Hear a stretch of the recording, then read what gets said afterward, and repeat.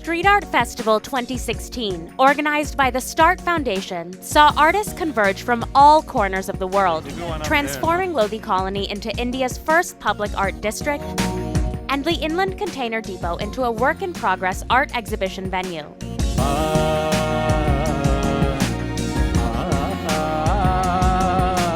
Styles ranging from abstraction and photorealism to graffiti and expressionism now adorn the walls of Lodhi Colony, and ICD became the melting pot of creativity. Color My City took you on a journey into the minds of these artists. This week, we revisit some of the most celebrated pieces from the festival on this episode of Color My City.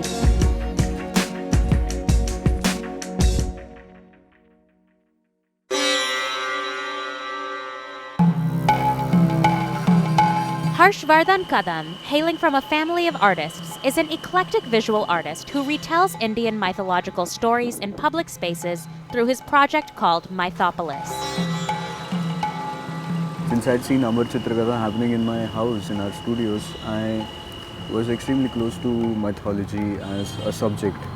So a lot of that exposure, that understanding sort of seeped in my lifestyle because of that. So what I've tried to paint on this wall is basically certain aspects which are part of the whole universe, which contribute to everything that can be called as existence. Things that we know, things that we don't know, things that I've seen, experienced, things which I haven't experienced.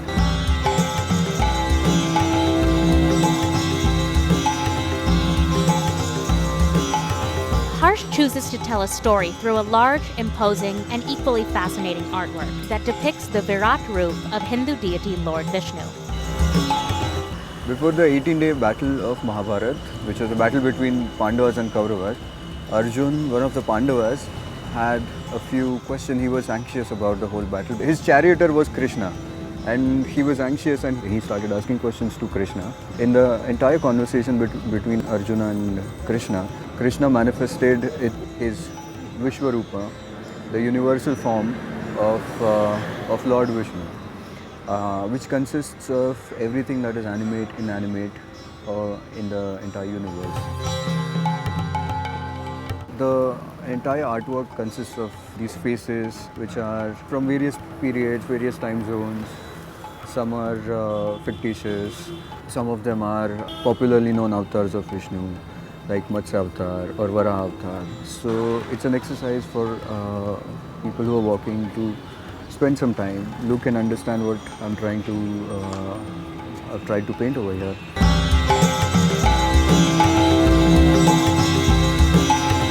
By flooding the canvas with intricacies, Harsh interprets these stories but breaks away from popular depictions of Hindu mythology.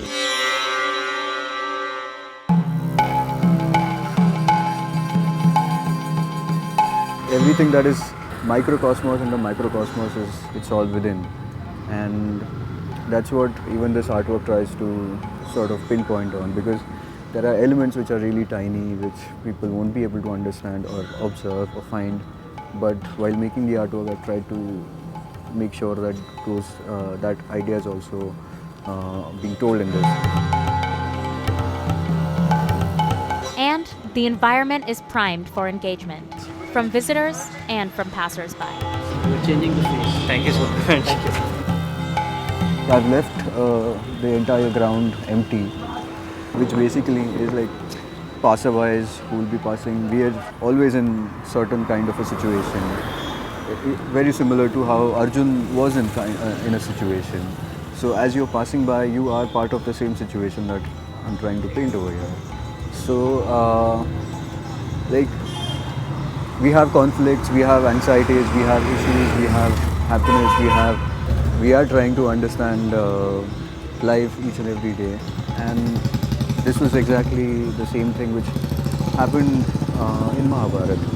To even do justice to the thought is beyond human. And in a small way, I've tried to get in a sense of that experience, that literature, those words in this piece.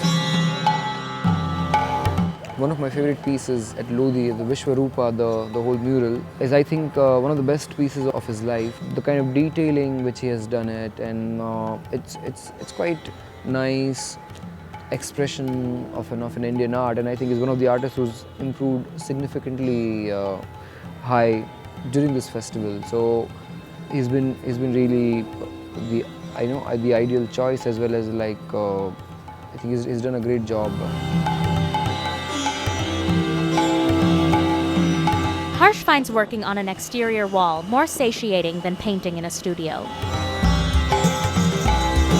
This is the most complex artwork that I've done till now. It took about 8 days to make this artwork.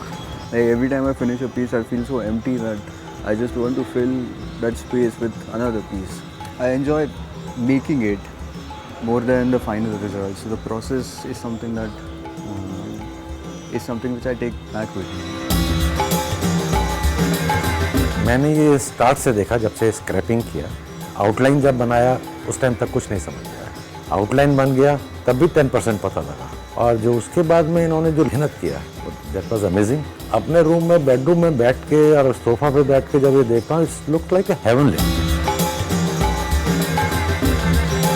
I think it's sort of a juxtapose of Chinese folklore and sort of Indian mythological characters amongst many which I do not know. Art तो हमेशा soothing होता ही है। आप सुबह उठ के देखें या शाम को देखें, किसी भी टाइम आप थके हारे हों और आप आर्ट अगर देखेंगे, अप्रिशिएट करने वाला होना चाहिए बस आदमी, अच्छा ही लगता है। उसके बाद तो हम जैसे हम सुबह उठते हैं, it's a nice feeling looking at it.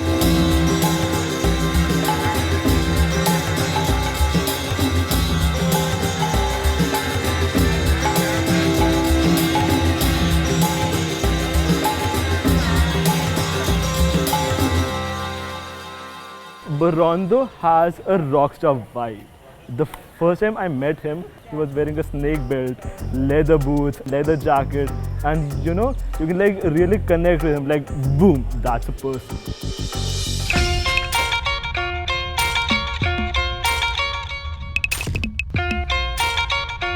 While Harsh finishes rendering the Vishwarupa at Lodhi, Spanish artist Gonzalo Borondo creates imagery that contrasts subject with space.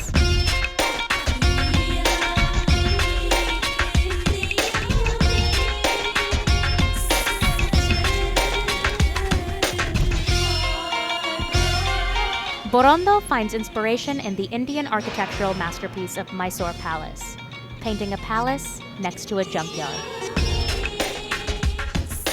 It was because of the environment.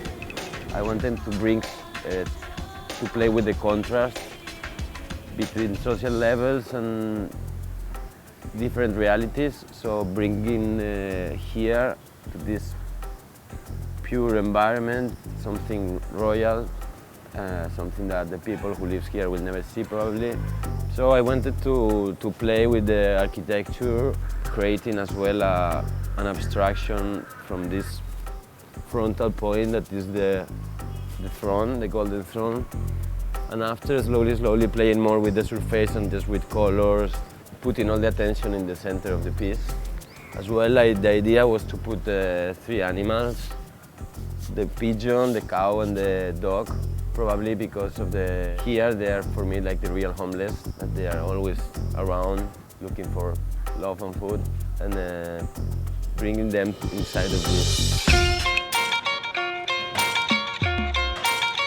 I started to work with Borondo back in Italy 5 years ago, and it was like always one of my favorite artists. I can't lie, and obviously this opinion was shared like by all the members of the team, and we were like really keen of having him on board, and finally we got it.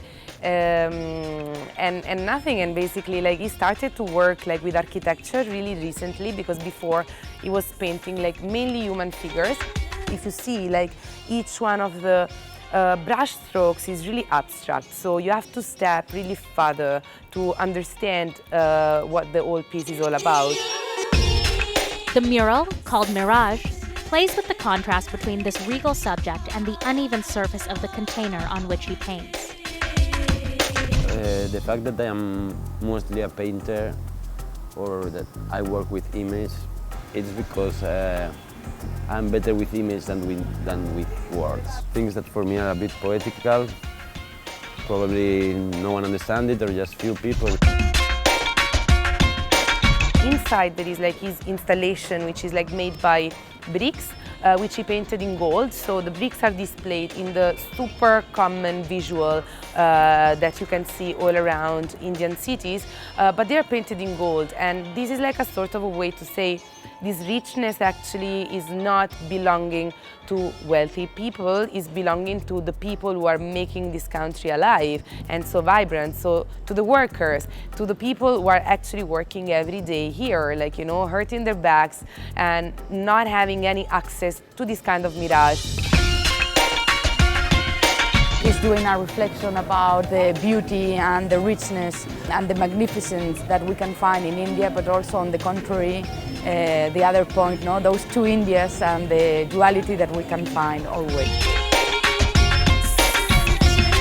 It's different, right? He's not cleaned up, he's just used the brokenness of the container and like embraced that.